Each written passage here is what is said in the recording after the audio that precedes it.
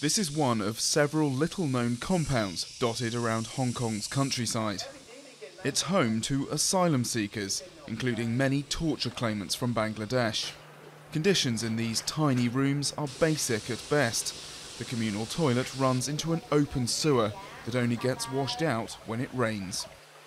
Because we're refugees. We are not a beggar or not a criminal. We're refugees. So I think we deserve our life. We deserve a good life.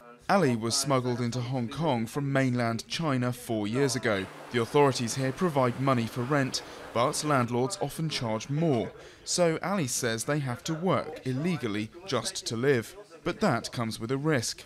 Recently, 2 residents were arrested for working in a junkyard. They now face 15 months behind bars. Rights groups are calling for adequate rent or temporary work permits. If you take 5,000 asylum seekers who are living in this condition, where they're getting $200 US, but they need $400 US, well, what are you causing? You're forcing them into the underground working environments.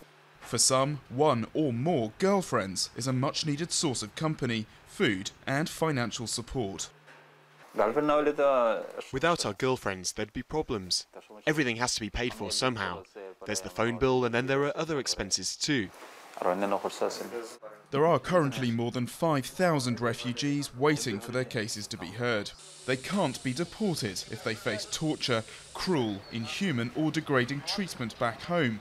The Hong Kong government says the assistance it offers asylum seekers complies with human rights conventions and local laws. But critics say that's not enough. What are these people supposed to do?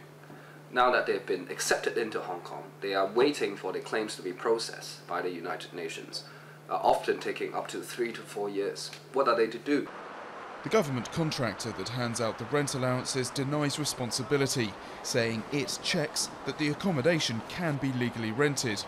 Meanwhile, the government says it will review the rent allowance in 2014. For now, those seeking asylum in Hong Kong will struggle to make ends meet while they wait to start a new life or be sent back to the countries they fled.